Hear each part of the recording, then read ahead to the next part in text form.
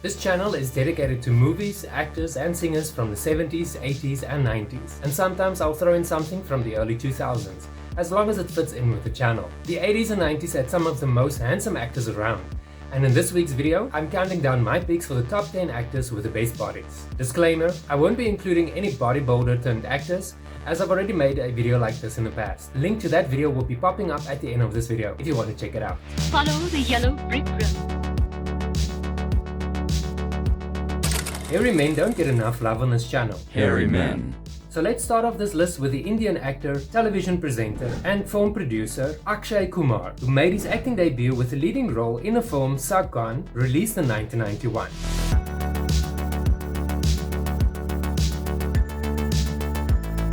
Sure, he's not an American actor, but we have to acknowledge that other countries also have a thriving film industry. Before becoming an actor, he supported himself by working as a waiter in a hotel while training in Bangkok as a martial artist.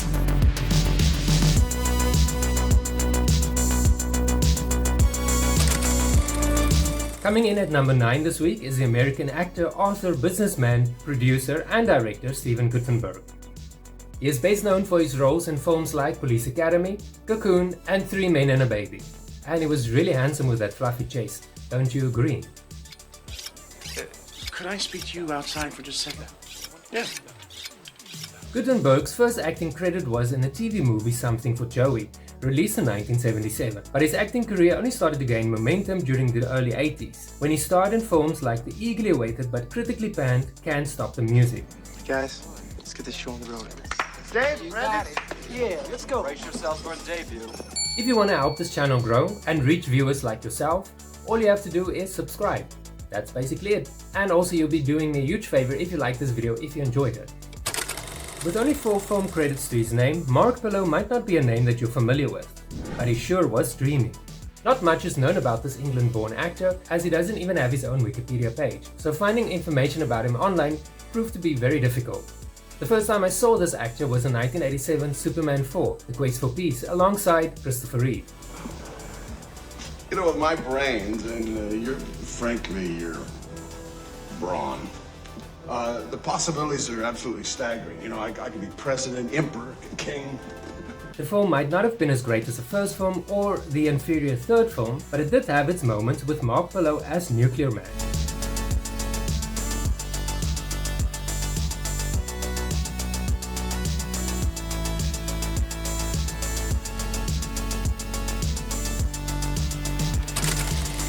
John Gibson is another name that you might not be familiar with, unless you were an avid reader of the Playgirl magazines back in the day.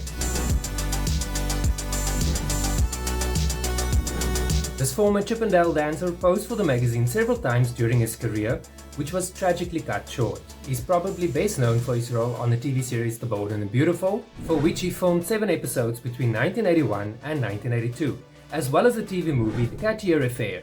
Gibson was a pilot and sole occupant of his fatal plane crash on May 17, 1986 near the Van Nuys airport. I hope I pronounced that correctly, because in my native tongue you pronounce that as Van Nuys. Ryan O'Neal trained as an amateur boxer before beginning his acting career in the 1960s Peyton Place, which made him an overnight sensation.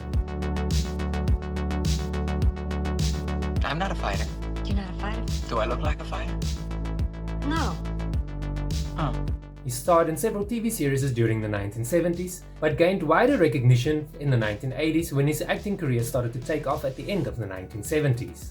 He was awarded a star on the Hollywood Walk of Fame on Hollywood Boulevard in Hollywood on February 12, 2021. Do you agree that he belongs on this list? Let me know your thoughts by leaving a comment.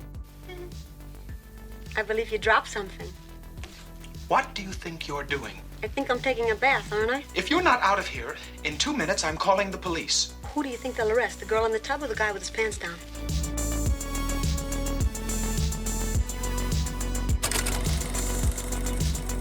Matt Lattanzi's feature film debut was as a dancer in the 1980 movie Xanadu, and he became an overnight star when he became Olivia Newton-John's first husband, whom he married in 1984. Despite the fame of being on the arm of Olivia Newton-John, he struggled to maintain a successful acting career, and at the end of the 80s he ventured into TV by starring in the Australian TV series Paradise Beach. It's really way too hot. By the end of 1993, his 6-month contract ended and his acting career was basically dying out. So he took a job as a contractor for a home building company in California.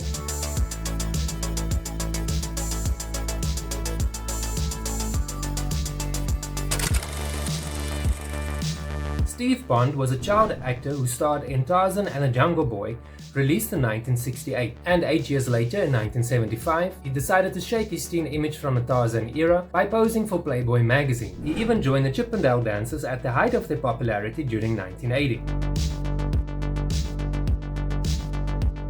He started his acting career in a minor role in the 1976 Massacre at Central High, and he had his breakthrough role as Travis in 1988's Picasso's Trigger. Today he's best known for his role on the soap opera Santa Barbara, and of course the numerous thirst traps from the 1980s.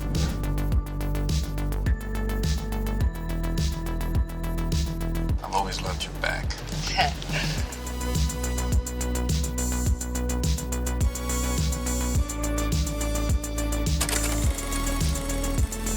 This former football player is best known for portraying the title character in the 1980 film Flash Gordon.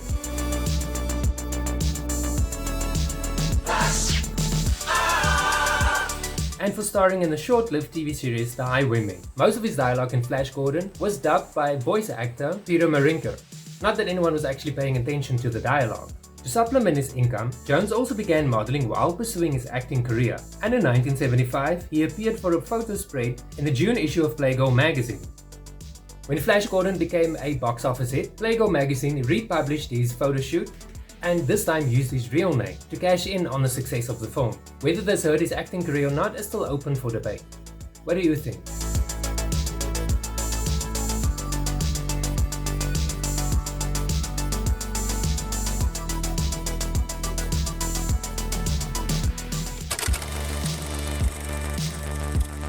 Myles O'Keeffe had everything to become a big star. That is, if you can ignore the bad acting.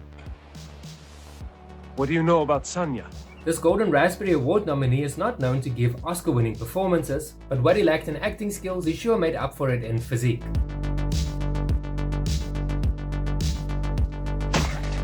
I got him. Tarzan the Ape Man was released in 1981, and the only reason audiences sat through this terrible movie was to stare at his gorgeous body, which was on display throughout the film.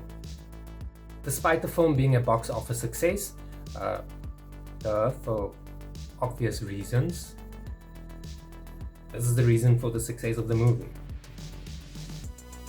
Despite it being a success at the box office, this movie is also considered to be one of the worst movies ever produced.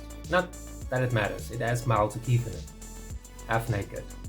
O'Keeffe's muscular body was also displayed once more in the Ator films, which unfortunately were all just so terrible. On the plus side, his body was on display again. Always look on the bright side of life.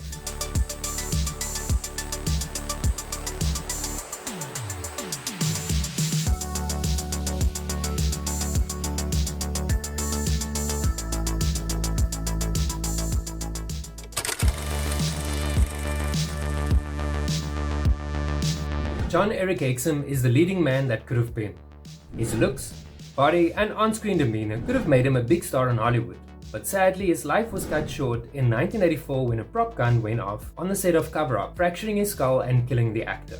But luckily for fans and newbies, there are 20 episodes of Voyager, 8 episodes of Cover Up and 2 films that showcases this handsome actor, and all of them are basically for free on YouTube and Internet Archives.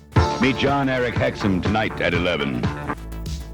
Meet today's hottest model. Tomorrow's heartthrob in action. Dynasty's Joan Collins discovers Jon-Erik Hexum in The Making of a Male Model. Coming up next. And also, thanks to his fans that kept his memory alive, the internet has a plethora of shirtless photos of him, ensuring that he's the only choice for #1 on this week's list.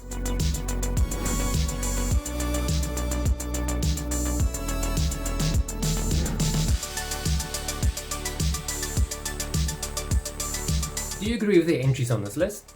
Did I miss someone? Let me know in the comments. Thank you for watching this video. If you enjoyed this video, please remember to click like and subscribe so you can stay up to date as soon as I post new videos. For a similar video to this one, click on this link.